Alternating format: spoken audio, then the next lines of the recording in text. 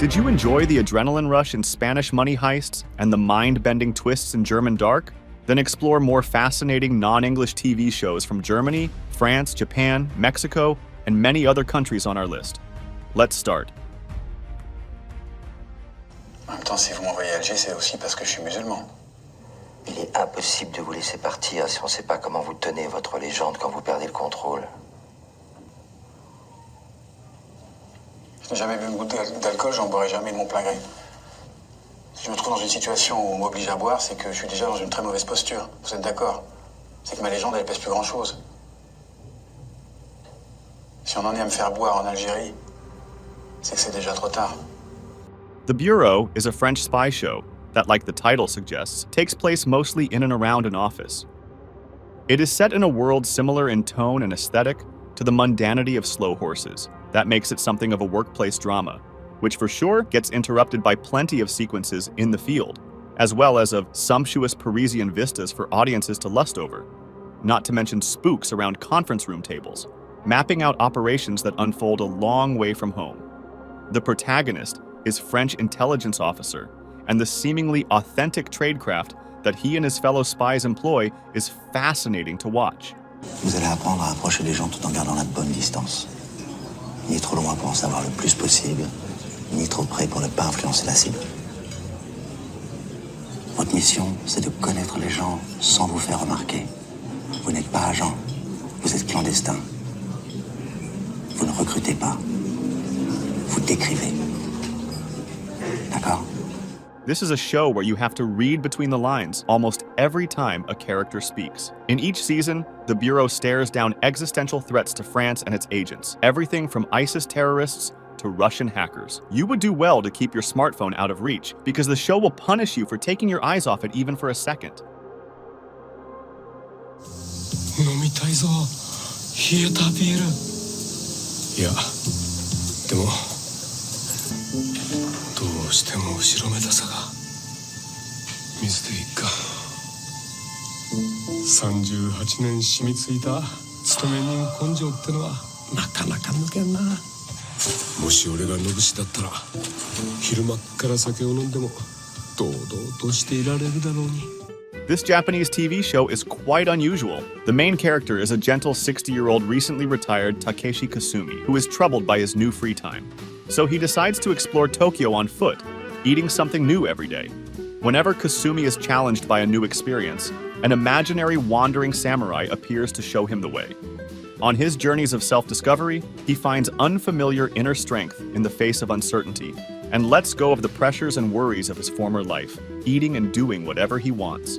人生なんだから私の自由にさせてよ。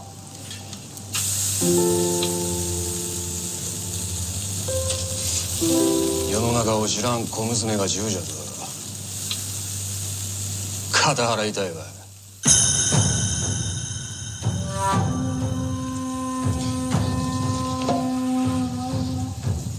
何これ？銃中もの。そんなやすやすと手に入るものではない。The show is lovingly shot, and slow-panning culinary scenes make ordinary Tokyo kitchens shine.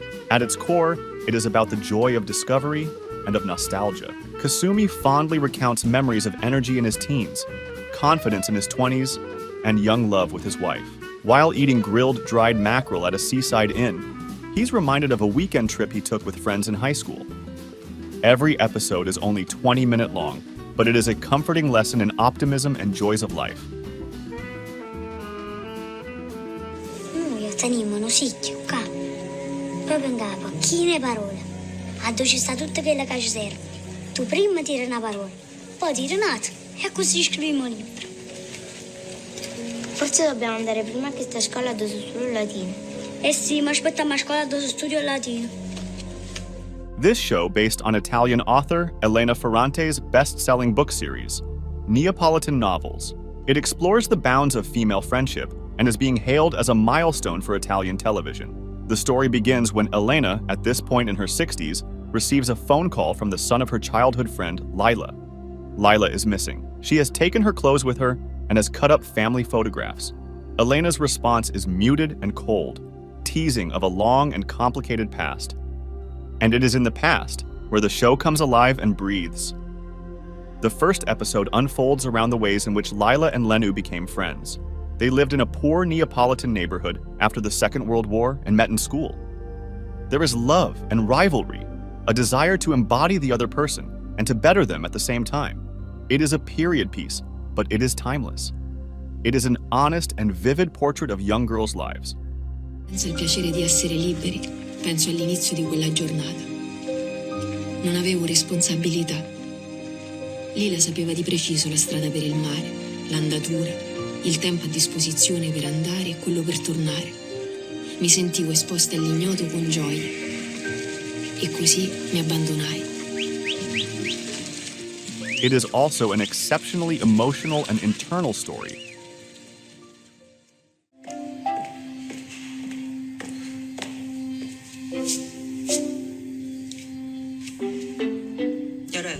This satirical Korean drama revolves around 4 housewives residing in an exclusive residential area who are desperate to get their kids into university, no matter the cost.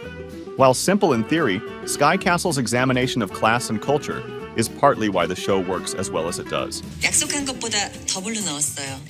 어머 사모님 감사합니다.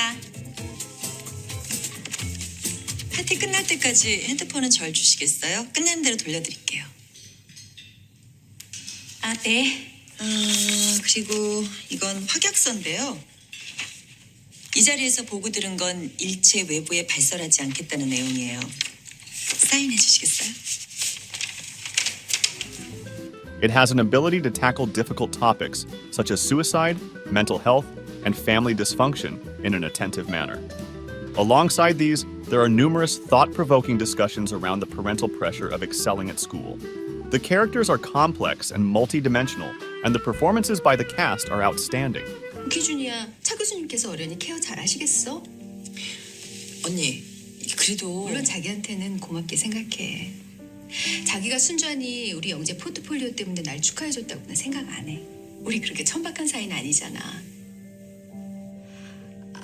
명주 언니 둘째도 없잖아요. 공개한다고 손해날 것도 없는데. 진야, 내 자식 자료 공개하고 말고는 내 자유 아니니? The drama manages to balance serious themes with moments of humor and heartwarming moments. It is a commentary on the intense pressure and expectations that many young people face in South Korea. But it also speaks to a broader audience about the importance of mental health, family, and community.